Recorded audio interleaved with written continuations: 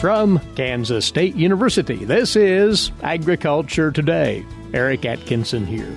And ahead today, K-State's Jane Lingenfelser will be along to cover the results from the university's 2020 Wheat Variety Performance Test Report, which evaluated varieties at 15 locations around Kansas. She'll identify the best yielding varieties in each region of the state this year. And Jane talks about how the 5 most widely planted varieties performed. Also, she'll look at the most recent wheat lines from the breeding programs here in Kansas, as well as Oklahoma and Colorado, how well they've graded out in the trials. Further ahead, K-State's Charlie Lee on the decline in raccoon harvest activity in Kansas, as trapping is one of the main means of raccoon damage control. All that and more here on Agriculture Today. A social distancing tip. While the CDC urges you to avoid close contact, like hugging or shaking hands, there are other non-physical ways to say hello. Wave, wink, use sign language, salute, smile, give the peace sign, throw up an air high five, do jazz hands. Remember, stay a minimum of 6 feet or 2 arms length away from others, and stay home if you can. For more info, visit coronavirus.gov. Let's all do our part, because we're all #alone together. Brought to you by the Ad Council. Thanks for being along with us for another Agriculture Today. During the first half of today's program, a full overview of those results that have just been posted out of the Department of Agronomy here at K-State on wheat variety performance in the 2020 harvest. This is pulled together each year for the benefit of you producers as you look to your next varietal selections for the upcoming winter wheat planting. And joining us once more is the agronomist in charge of K-State's crop performance tests every year, Jane Lingenfelser, to pass along some numbers and names of varieties that stood out in the 2020 production year. And the information in full, Jane, is available to producers directly right now, right? That's right. The individual location results are already available on our website. That address is agronomy.kstate.edu. And the 2020 Wheat Seed Book will be available as an insert in the High Plains Journal magazine, coming out on either August 10th or the 17th. And the book contains the results of the wheat performance tests and also the directory of certified seed dealers from the Kansas Crop Improvement Association. And that wheat book will also be available through the K-State Research and Extension bookstore if one is so inclined, right? That's right. That address is ksre.ksu.edu/bookstore. And this version doesn't have the certified seed directory, but that can be found at the KCIA website. That address is kscrop.org. All right. Well, with that in mind, then, to the tests, and at how many locations were yields evaluated? We had 18 locations organized into 9 regions with different climate and management practices. And today I will only present the results of 15 of these locations as 3 were abandoned. A factor, you say, Jane, that has come more and more into play of late is that many a producer is turning to double cropping wheat after row crop, but that then, delays the subsequent wheat planting in the fall and does impact the results? Absolutely. As you say, double cropping is becoming more and more popular, especially after soybeans in central Kansas and after corn in western Kansas. And this does delay planting and decrease the time for wheat tillering in the fall. This year we saw that early sown fields had 6 to 8 tillers by December, while late sown fields had the main tiller and perhaps a secondary tiller at the same time. This was important because fall-developed tillers have a greater yield potential than spring-developed tillers. The winter was relatively mild and allowed the crop to tiller through the winter months and somewhat compensate for late-planted fields. However, those late-planted fields were more significantly affected by the freezes that happened in the spring. There were several frost events during the week of April 13th through the 17th, and the areas of the state that were most affected by the cold were north central and northwest Kansas, and that was exacerbated by dry conditions in those areas. In late planted fields, the tiller loss from freeze was about 50 to 75%. However, in earlier planted fields, the tiller loss was only about 20 to 40%. In contrast, however, areas in central and south central Kansas did not get as cold, and the crop was at a more advanced stage, so those areas sustained little to no injury from the freeze. So, talking of those freezes and other adverse conditions, how did that affect the tests in as far as them being carried to the end? As for the performance tests, Manhattan in northeast Kansas, Gypsum in central Kansas, and the Scott County irrigated tests were abandoned because of the extent of freeze damage. Many of our other locations, namely Colby, Beloit, Belleville, Hayes, Tribune, Mullinville, Moundridge, and Decatur, all showed visible signs of freeze damage in early maturing varieties that probably affected the final yields. The cooperator at Colby actually took freeze injury ratings, and those are available on the KSCPT website. To then the regional yield summaries for the varieties entered into the tests. And you might explain how you break these down, Jane, before we start sharing them. Well, we separate our locations by regional production. Each has its own climate and management practices. We had a location in northeast Kansas in Manhattan, but as I mentioned, that was abandoned after extensive freeze damage. However, I included the top yielders of the 2019 crop. That was A.M. Cartwright from Agrimax, WB 4699 from Westbred, AG Icon from AgSeco, and Gallagher from Oklahoma Genetics Incorporated all did well in northeast Kansas in 2019. What about southeast Kansas, though? You did have tests intact at 2 sites, you say? We did. We had tests at Ottawa in Franklin County and Parsons in Labette County. The average for the southeast region was 66 bushels. Our top yielders in the southeast, WB 4269 and WB 4401 and WB 4699, all from Westbred, did well. Also, A.M. Cartwright from Agrimax, Zenda from KWA, and Rockstar from Polanski did well this year. In previous years, WB 4269 from Westbred has done well, and also AG Icon from AgSeco have done well in the southeast region.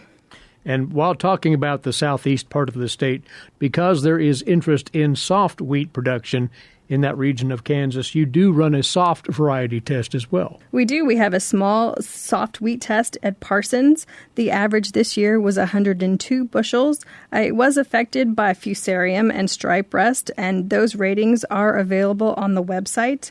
But our top yielders in soft wheat, Agrimax AM 503 and AM 505, also Pioneer 25R74 did well in the soft tests. And in previous years, Agrimax AM 473 and Pioneer 25R40 have done well. All right. Well, your north central Kansas tests did pull through despite concerns over freeze damage, and you recorded yield information at 2 locations there. Yes, in the north central region, we had Belleville in Republic County and Beloit in Mitchell County. The average for this region was 44 bushels. As I mentioned earlier, this area was very affected by first drought and then freeze, but varieties that did well in the north central region, LCS Chrome from Lima Grain, Guardian from Plains Gold, Westbred WB 4401, and WB Grainfield did well. And an experimental variety from Colorado, it's CO15D098R, did well this year in the north central region. In previous years, Bob Dole from AgriPro, AM Cartwright from Agrimax, LCS Valiant from Lima Grain, and WB 4269 from Westbred have done well. Well, then, moving to the central part of the state, as you mentioned earlier, one of your sites had to be given up because of the freeze, but you retained another site. Yes, I'll also mention that in previous years we have had intensive management sites in the Central District. This is Gypsum in Saline County and Lorain in Ellsworth County. We did not evaluate the intensive management this spring because the inability to get to the field because of the shutdown and also because of the extensive freeze damage that was already there. But we did cut Lorain and Ellsworth County. The average there was 68 bushels. And the top yielders at Lorain, Whistler from Plains Gold, SY Wolverine and Rugged from AgriPro, WB 4792 from Westbred, and CP 7869 from Cropland did well. And our historical yielders in the Central District, WB Grainfield from Westbred, and Showdown and Gallagher from OGI, Oklahoma Genetics, have done well in the Central District. Now, you do, of course, maintain several test sites in south central Kansas, which did fare quite well overall in as far as productivity this past year, as you said, Jane. Yes, our south central region, we had Moundridge in McPherson County, Hutchinson in Reno County, and Conway Springs in Sumner County. Again, in the past, we have had intensive management studies at these sites. We did not have those this year. The average overall was 78 bushels. Moundridge and Hutchinson were minimally impacted by freeze. Conway Springs, not at all, had very good yields, consequently. And our top performers at South Central, WB 4699 and WB 4269 from Westbred did well. Rockstar from Pulaski, AG Radical, it's a new variety from AgSeco, did well. And an experimental from OGI, it's OK12912-2. It's a new 2-gene Clearfield variety from Oklahoma, did well in the South Central region. And in previous years, Bob Dole from AgriPro, AG Icon from AgSeco, and LCS Chrome from Lima Grain have done well in the South Central area. Well, this is a good opportunity to take a quick break, Jane, and we'll have you back shortly to continue with this review of the results from the 2020 K-State Wheat Variety Performance Trials. K-State agronomist Jane Lingenfelser, our guest, and you're tuned to Agriculture Today. When you are in need of timely, reliable, and trusted information, K-State Research and Extension is here. Whether it's organizing people, information, or resources, they have the necessary tools. Community comes first for K-State Research and Extension. For more information and to connect with your county's extension agents, visit www.ksre.k-state.edu.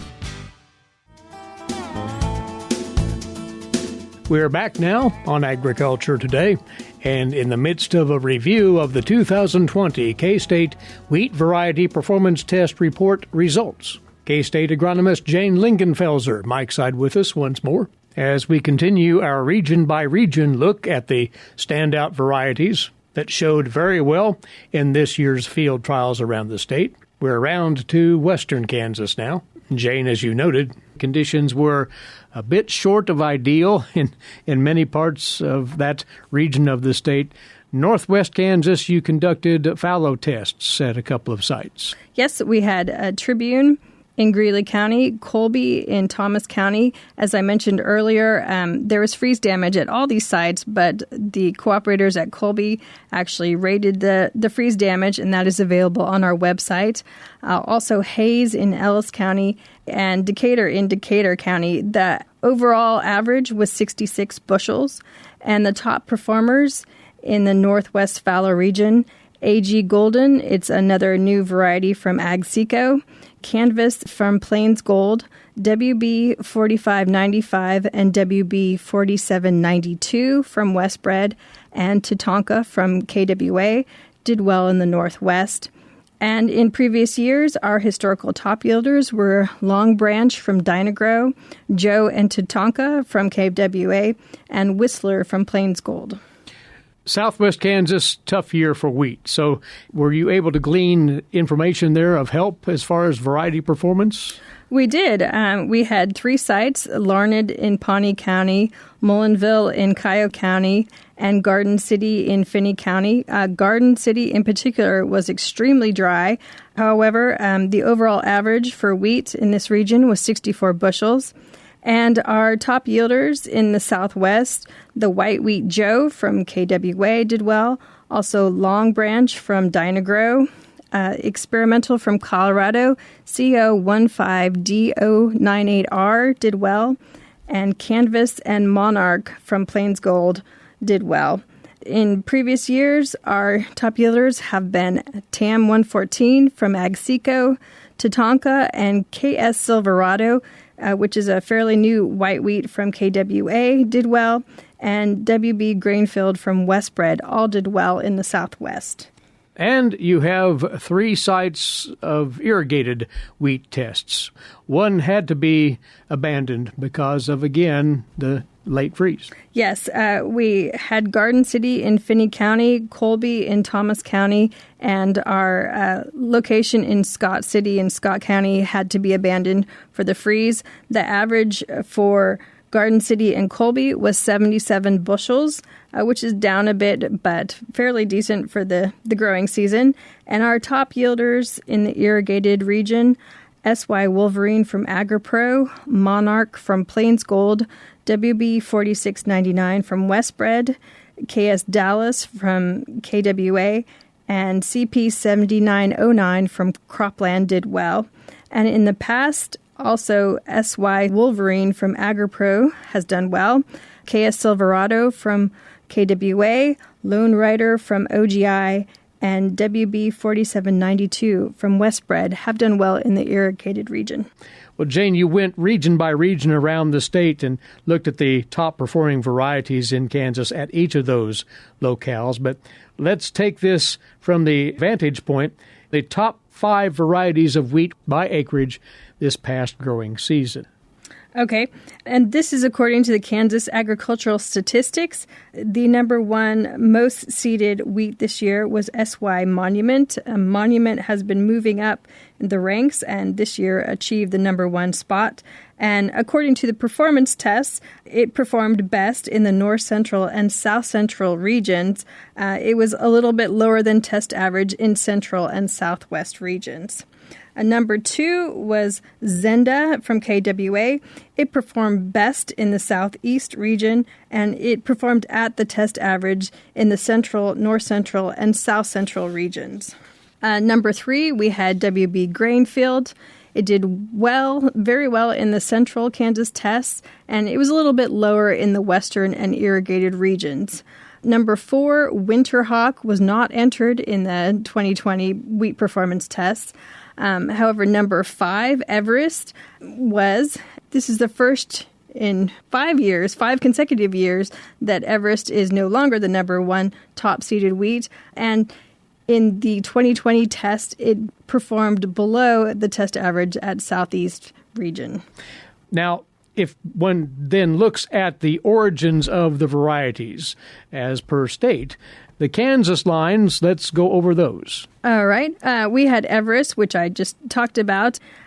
We also had Zenda. Again, that was best in the southeast, and it was at the test average in the central, north central, and south central tests.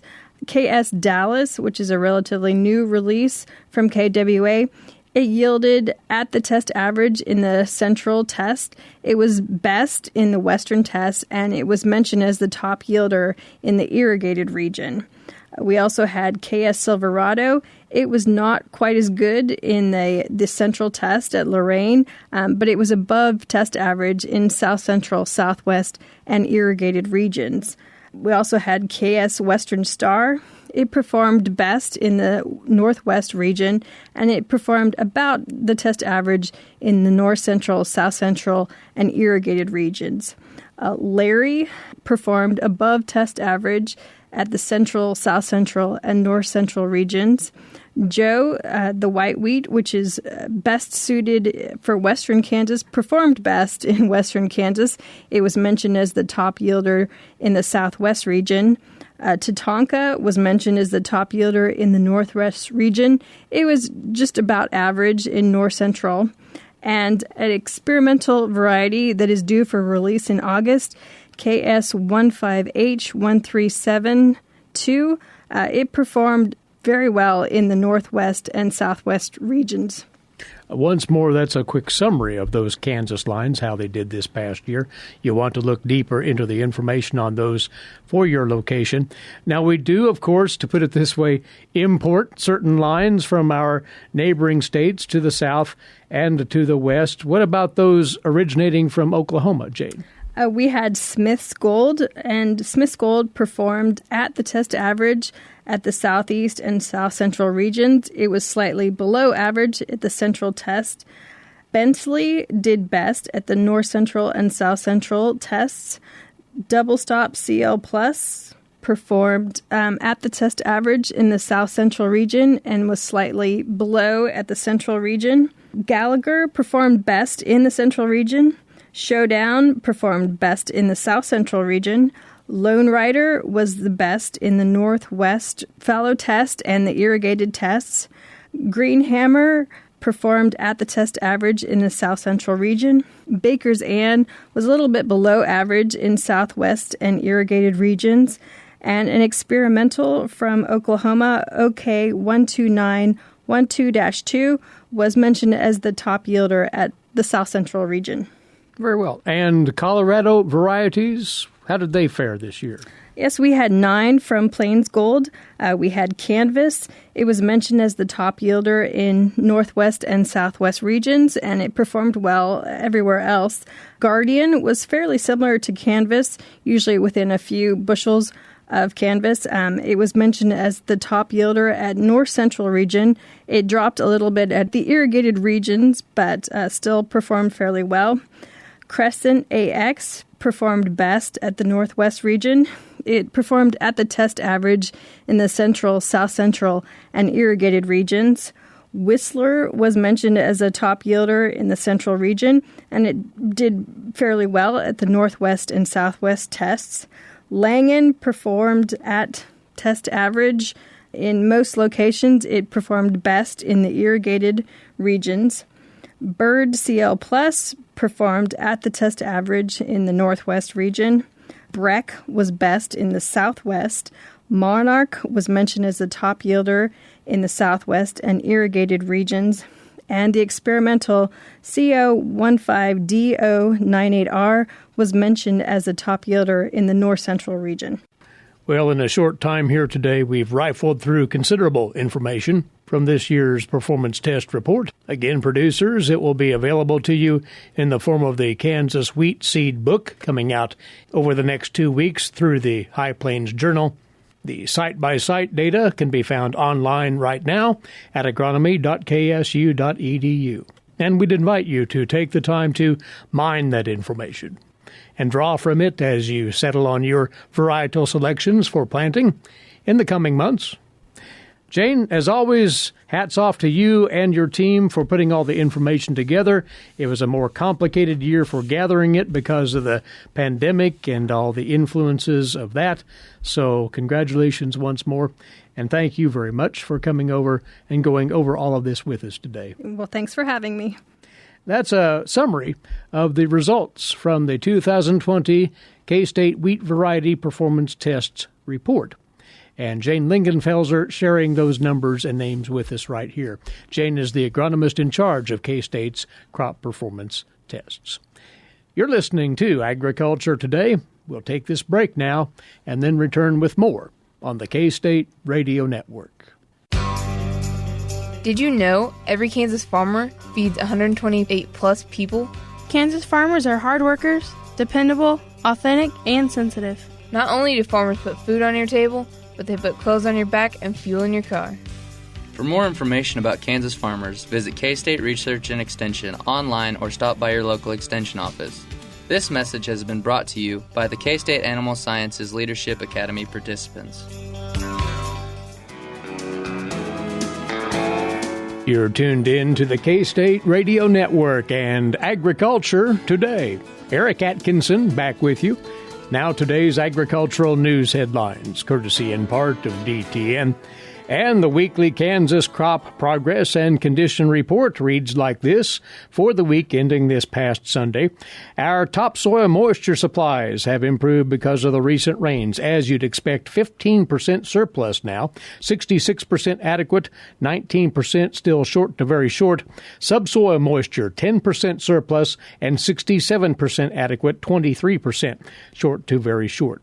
Kansas corn condition this week, 61% good to excellent, 28% fair, 11% poor to very poor. Corn silking at 90%, in the dough stage 53%, corn dented now at 11%. And the soybean crop in the state looking very good as well. 68% good to excellent, 26% fair, 6% poor to very poor. Soybeans now blooming at 79%, and beans setting pods at 55%. Grain sorghum, 62% good to excellent, 31% fair, 7% poor to very poor. Sorghum now headed at 43%, and sorghum turning color is at 3%. Range and pasture conditions in Kansas this week at 53% good to excellent, 33% fair, and 14% poor to very poor. For the national view on corn and soybean conditions now, we turn to the USDA's Stephanie Ho. Development for most major crops is at or ahead of schedule. Corn condition holding absolutely steady for the week ending August 2nd. No change in the good to excellent ratings, 72%, and in the very poor to poor ratings at 7%. That, of course, is far better than this time a year ago. USDA meteorologist Brad Rippey says the major problems with corn are outside of the heart of the Midwest. Colorado, for example, 25% of the corn rated very poor to poor due to drought, and North Carolina, 20% of the crop rated very poor to poor. It's a combination of wetness earlier and some more recent heat that has taken a toll on the crop. He says there is a similar picture for soybeans. Like corn, soybean condition holding pretty much rock steady for the week ending August 2nd. There was a 1 percentage point increase in the good to excellent rating, up to 73% from 72% last week. No change in the very poor to poor ratings. This is Stephanie Ho for the U.S. Department of Agriculture in Washington, D.C. Yesterday, Tyson Foods announced its third quarter financial report, highlighting one of the first major financial reports from the meatpacking industry during the April to June time period when the coronavirus disruptions heavily affected the industry. Despite packing plants shutting down and the food service industry largely closed as well, Tyson reported $10 billion in sales, down just about 8% from the same quarter in 2019. The company reported net income of $527 million for the quarter. That was down from $676 million for the same quarter in 2019. Tyson reporting $340 million in direct expenses related to COVID. Those costs included worker costs due to health as well as production facility downtime. And some of those included buying personal protection equipment for workers, as well as facility sanitation and testing for COVID. And a bipartisan group of 61 senators wants U.S. Trade Representative Robert Lighthizer and USDA Secretary Sonny Perdue to make it a core trade policy objective to strike trade deals that allow U.S. dairy producers to sell their products using common names that originated in Europe, such as Parmesan. Dairy groups pushing for that move. On now to this week's edition of Milk Lines with K-State dairy specialist Mike Brook. Mike? Today I'd like to visit with our Kansas dairy producers concerning vesicular stomatitis virus. Yes, once again this summer, Kansas is experiencing a breakout of VSV, or vesicular stomatitis virus. Normally, this primarily affects horses, although sometimes cattle become involved, and since about the middle of June, we've had about 5 cases where we found it in bovine animals. So you need to be on the lookout in your dairy herd. What do you need to be looking out for? Specifically, you need to be looking for blister-like lesions around the mouth and nose, around the coronary band, or on the teats of your cows. Typically in dairies where we do see this, we generally see a lot of blisters around the teat ends. And as a result of this, milking will be a little bit difficult and maybe even painful for the cow. So if you see some of these signs, there's some things that you need to be concerned about and actions that you need to take. Some of the additional signs you might see would be things like excessive saliva production.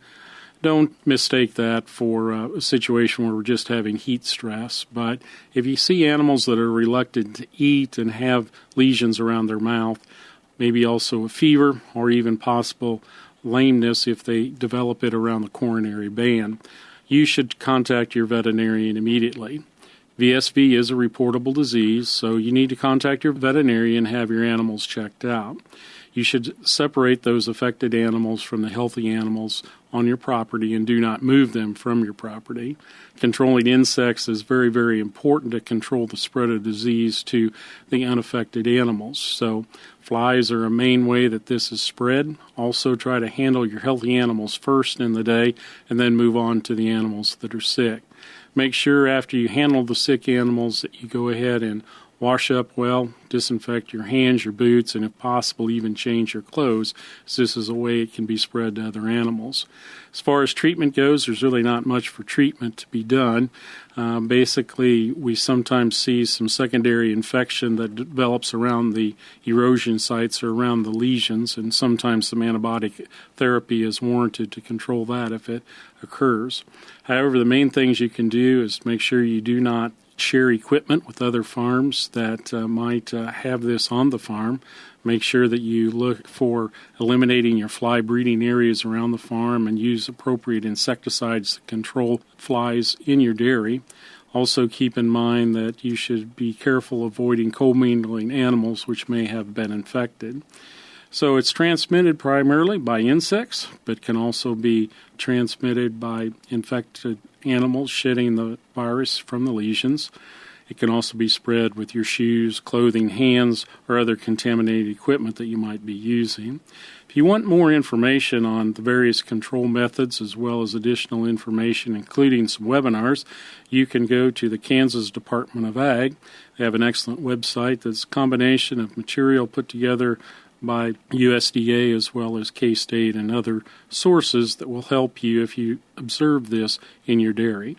This is Mike Brook with K-State Research and Extension, encouraging our dairy farmers to be on the lookout for VSV in the next few months. Thanks, Mike. And this is Agriculture Today. Social distancing slows the spread of coronavirus, so stay a minimum of 6 feet away from others and stay home if you can. More info at coronavirus.gov. Let's all do our part, because we're all #alone together. Brought to you by the Ad Council.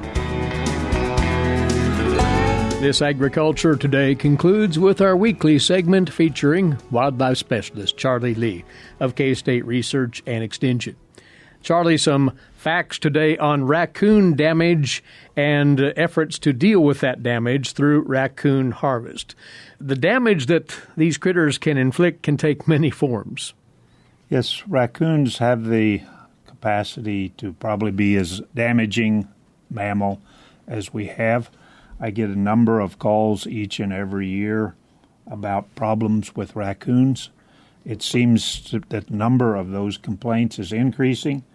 Those complaints include disease concerns, including such things as rabies, but they're also as minor as digging in trash, bird feeder damage in gardens, including damage to melons and sweet corn, damage when raccoons have chewed their way into an attic.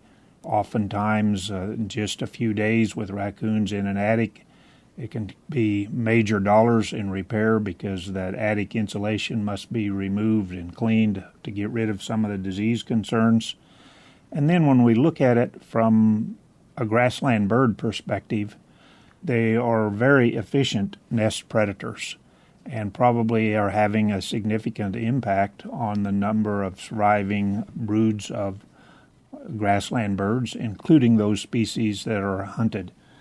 People are calling in higher numbers than in the past and wondering why.